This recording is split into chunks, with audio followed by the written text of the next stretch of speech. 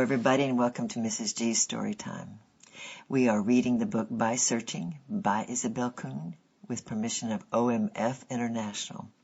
As you remember, last time we were reading Chapter 11, Part 2, and then I started reading Chapter 12, so I hope that's not confusing to you, but we're going to finish up Chapter 12 today. Even into the business life of the city, an influence was going out. A lawyer asked what had caused the change in his stenographer.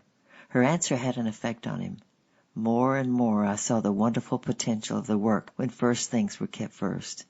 There had been corner clubs in other cities, but the temptation is to let them sink into merely social service efforts. Young life must have an outlet. I soon saw that, so we had picnics, seaside corn roast, hikes on Saturday afternoon, and in winter we had a stunt night for the girls only. This was one of the most hilarious evenings I ever spent. The stunts were all wholesome fun and revealed much brains and talent. I myself had opened it up, dressed up as a cartoon version of an old school marm. I announced that the students of my boarding school were about to put on a program for their relatives and friends.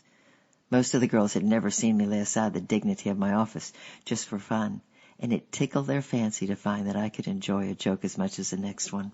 The stunt night broke the ice between me and a certain girl for whom I was fishing in vain for several weeks. It was only a short time afterwards that she accepted the Lord in my office.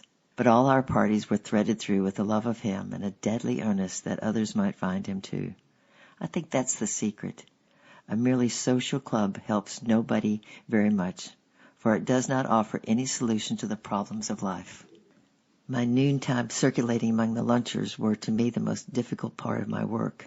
Always shy about meeting strangers, I also had this unfortunate background of having so fiercely resented personal work in my own earlier days. It made me timid to barge into others' lives. I always felt I was a failure in those noon contacts where gifted evangelists could no doubt have reaped a big harvest. But I made friends and had their confidence. The sins and temptations which they gradually opened up to me about were appalling and led us into many unexpected adventures. Let me tell you about two of them. Edith was a clever young girl who had come from England to get work in Canada. She lived with an aunt, and she met and fell in love with a young man. We followed her joy through the days she appeared in the lunchroom with her new diamond ring, to the time when she said goodbye to the office work and invited us all to her wedding. She had her dress and trousseau and had resigned her job. The wedding date was set and the invitation had been mailed. A night or so before the wedding, her telephone rang. Edith heard a strange woman's voice on the wire. "Is it true that you are going to be married to Mr. So-and-so in a couple of days?" the voice asked. "Yes," answered Edith, wondering. "I am very sorry, but I must tell you that he is already married. I am his wife. I have our wedding certificate here." Can you imagine the shock of this to this young English girl? The shame of it, the heartbreak, for she had given her love unconditionally. But you cannot imagine the worst. Her aunt, humiliated at having to cancel the wedding, in a towering rage, ordered the girl out of the house. She would have no such thing of shame under her roof, she said.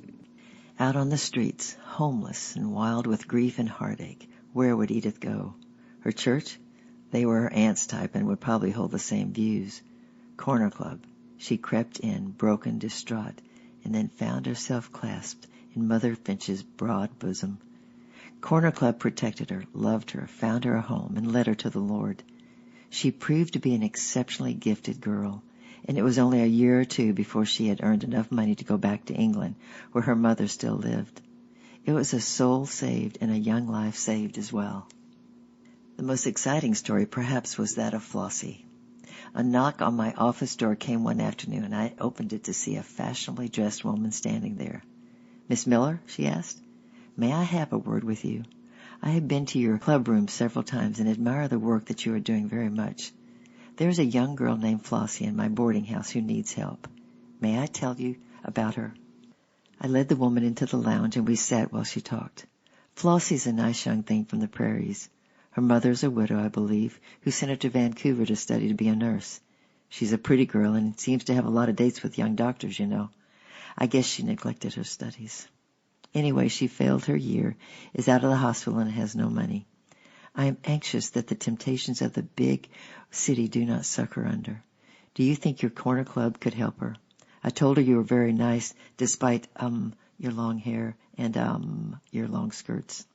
this with an eye to each. The fashions in 1927 had shrunk skirts until they barely reached the knee. Although I had shortened my dresses, I still felt that modesty required that the knees be covered. My hair should be long for China of those days, so I had never cut it. I was much amused at her two ahums, but boldly ignored these little differences of opinion between us. We will certainly do anything we can to help Flossie, but we're not an employment agency. But you do have dishes to wash and dry, urged the lady. I thought if you could employ her here, it would give you a chance to talk to her and perhaps steady her. I'll consult our business manager, I replied. Leave me your telephone number and I'll call you. We do have dishes to wash, but our help is usually voluntary. Our budget does not allow for much paid labor. Mother Finch, of course, was enthusiastic about taking in another young life to influence for Christ. It was agreed to employ her for a week or so while we sought to get her regular employment, so Flossie was brought to us. She turned out to be a happy little chatterbox. Most of the time she was busy in the kitchen, of course, but there came an hour when I was able to have her alone in the office. I presented the claims of the Lord Jesus for her heart and life. She listened with tears running down her face and accepted everything. When she had left, Mother Finch came in to inquire about the results. Well, I answered slowly, I'm not satisfied. She was certainly touched and willing to follow me in prayer and accept Christ as her Savior. She wept, but somehow I cannot believe she's born again. Something did not seem to click, if you know what I mean. Although we were not an employment agency, and certainly not a rescue mission, still it was possible at Corner Club to announce to the girls that a certain one needed work, and to ask that the members keep their eyes open for suitable vacancy. This we did, and Flossie was not long with us before a noon-hour girl named Helen came to our office. Do you suppose, Isabel, she said, that this girl Flossie would be willing to take a poorly paid job until something better turns up? My mother has had a stroke and is completely paralyzed. She can't even turn in bed. I'm an office worker and I can't afford a trained nurse to care for her during the day while I'm away. But Flossie has had some training, and I would give her room and board and a little pocket money if she would come and care for my mother.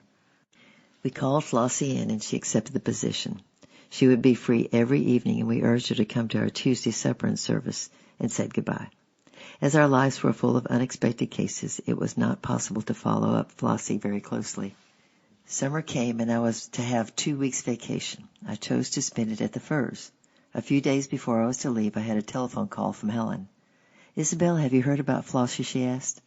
No, not a word, I said in alarm. Please tell me. Well, she's in the hospital. She began to act and talk strangely here, and one evening she had a sort of a spell. So I called in a doctor. He sent her to the old hospital and now says she's insane. I don't believe it myself. In fact, I think she's acting a part to get away from here. It's a bit quiet for her here, I guess. I feel she's been accustomed to hit the pace, you know. Anyway, I wish you would go and see her. Her doctor might believe you. He won't listen to me. Here is his name and telephone number. I was staggered at this news, but promised to go and see Flossie. Helen hung up and I called the doctor's number. A crisp, professional voice answered. Doctor, this is Miss Miller, superintendent of the Vancouver Girls' Corner Club. I believe you're treating Flossie. Yes, he said shortly. Well, our club is interested in her, and I've been asked to go and see her at the hospital if you will allow it. It will do no good, Miss Miller, came the answer quickly. She would not know you. She recognizes no one, and I have put her in the violent ward. Well, doctor, the friends with whom she was staying feel that she is just acting a part. An exclamation of anger stopped me. Miss Miller, I've been a specialist in mental cases for many years. Do you presume to tell me I cannot recognize insanity? He was clearly insulted. No, doctor, I beg your pardon. But for the sake of her friends, would you give me the permission to visit Flossie? My pronouncement would quiet them. He gave an exclamation of impatience. All right. Be at the hospital on Saturday afternoon at 2. I'll give orders for you to be admitted. And he slammed down the receiver. Down went my phone, too, and up went my heart to the Lord. Now, Lord, I'm in for it. I have a new search on now. Can you control the high-strung bunch of nerves which is in me and enable me to face an insane person? I think most people must have a private horror, a phobia about some things. Most women fear snakes. I've known a big man almost go to pieces at the news that a rat was near. A famous scholar of our generation admits to phobia regarding insects. My own private fear has always been insanity. I don't like snakes or rats, but they do not set my nerves a-jingle like the word insane. Lord, I prayed. When I felt I should go down into the cellar to see if Miss Mack had hung herself there, I asked you for the nerve to go, and I didn't get it. Of course you knew she wasn't there and that I didn't need to look. But still, can you nerve me to face insanity? Saturday afternoon will be my proving time. I was to leave Saturday night for the Firs, so I was packed and ready for the train. Leaving my baggage at the Corner Club, I proceeded to the hospital at 2 o'clock in the afternoon and inquired for the ward where Flossie was. It was in the basement. Across the corridor were heavy locked doors, and in front of them at the side was a desk with 2 nurses in attendance. On the other side of the door someone was singing a ragtime song at the top of her lungs. I went up to the nurses and said, "Please, may I see Flossie?" The nurses looked at one another. "I'm sorry," the elder of the 2. "It's against the rules. No one's allowed to see her." "But I was told that I might if I came at this hour," I said. Again they exchanged glances. Then the younger nurse said to me, "She's violent." "That's her singing now." The youthful voice was rollicking on. "The doctor told me he would give orders to let me in," I protested, and that was the magic word. "Oh," they said, scrambling through some papers on the desk. "Yes, here's an order from Miss Miller." "I'm Miss Miller." "All right, step this way." The nurse took a big bunch of keys and opened the corridor door, ushering me into the aisles on the other side. Small cells lined in this corridor on both sides, and each door was locked. The cells were beneath ground level, but had one iron-barred window high up near the ceiling level with the ground outside. My heart was beating so violently I felt dizzy and sick. But before I knew what was going to happen, the nurse had unlocked the cell, pushed me in alone, and I heard her lock the door behind me. Flossie stood with her back to the door, looking up through the little barred window and shouting her song. She was in a disheveled mess that would not be a kindness to describe. At the sound of the key in the door, she whirled around like a wild animal about to spring on its prey. But as soon as she saw me, she went limp. She blinked stupidly for a moment and then said, "Miss Miller." "Yes, Flossie dear," I answered. Going forward and taking her in my arms, I kissed her. "I only just learned that you were sick. I've come to see you. Get into bed, dear, and then we can talk." Like a lamb, she climbed onto her cot. I sat at the foot of it, as there was no chair in the cell, nothing but the iron bed. I talked about the Corner Club, trying to draw her memory back to the quiet things, and to the Lord. She answered each question intelligently, and only once did she exhibit anything strange. I was telling her of some little Corner Club incident and said, "Mother Finch, you remember who she is, Flossie, don't you?" "Yes," came from the young face on the pillow, and then there followed an expression of cunning. "And I know you," she cried emphatically. I went cold all down my spine, but ignored it, continuing my quiet chit-chat. I told her to trust in the Lord and promised to write her mother. "I'm going on my vacation," I said, "and will come and see you as soon as I get back."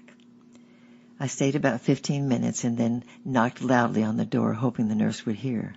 She came at length, and I left, leaving Flossie still lying quietly in bed. When I got back to the Corner Club, I telephoned the doctor. "Yes," he said. "Well, how did you get on?" "She knew me immediately, doctor, and called me by name." There was a staggered silence at the other end of the line. Then I heard him say to himself, "Well, I'll be." To me, he said, "Miss Miller, please tell me exactly what happened, right from the first." After I'd done so, he said, "How soon can you visit her again?" "I'm leaving in a few hours for vacation, doctor, and I'll be gone for 2 weeks, but we'll call you as soon as I return." "Do that," he said earnestly, and we hung up. I felt that Helen must be right. Flossie was playing a part for some reason. If I had known it was so important, I would have given up my vacation to attend her, but I didn't. In my next telephone conversation with the doctor on my return from the Firs, he told me she had been sent to an insane asylum outside Vancouver. He was quite indifferent whether I visited her or not. "This time she won't know you," he said, and he gave me permission for a visit with her. Looking back at this incident after nearly 30 years, and having had more than 2 decades of experience with devil-worshipping mountain tribes, I'm inclined to think that Flossie was demon-possessed. The devil had hoodwinked educated America into thinking he is a myth, and he is working havoc unrecognized. My reason for believing this is twofold. First, I found that the mere presence of a consecrated Christian in a demon-haunted house was enough to force back those powers. My entrance into that hospital cell brought with it the power of my master, and the demon force was temporarily quelled. Second, that look of cunning when she affirmed, unasked, that she knew me, was the very same that I have seen in the face of a demon-possessed tribal girl just before the demon was cast out. And the compulsion to confess recognition is similar to what took place in our Lord's day. But as superintendent of the Corner Club, I knew as yet nothing of these matters. Now I felt I must visit Flossie in the asylum. Again I was terrified at the thought, but as God had taken care of me in the hospital, He would surely help me in this second step. So one afternoon found me arriving by bus at the famous institution, which I never dreamed I would ever see.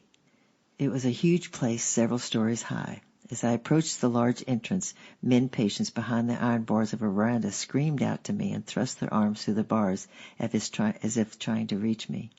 Not very soothing to the nerves.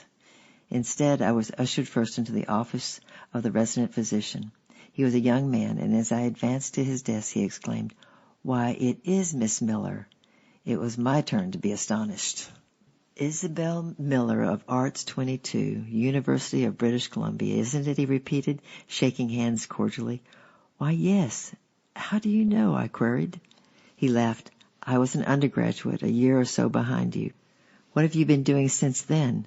We had a little chat, and my work at the Corner Club brought up the name of Flossie. There must have been several thousand patients in this place, so I asked, "Would you possibly know Flossie?" "Would I?" he returned. "I'll never forget the night they brought her in. It took 4 strong men to hold her. What do you think? Is she incurable?" "No," he answered thoughtfully. "This type is brought on by dissipation, and with the use of modern drugs we can often effect a cure." "Did she talk very much?" "That's the first sign of this condition coming on, excessive talkativeness. She'll be here 2 years at least, though, and then there'll likely be a recurrence later on." I'm going to stop here, and then we'll finish it later. Thank you for listening. I love you. I'm praying for you, and bye-bye for now.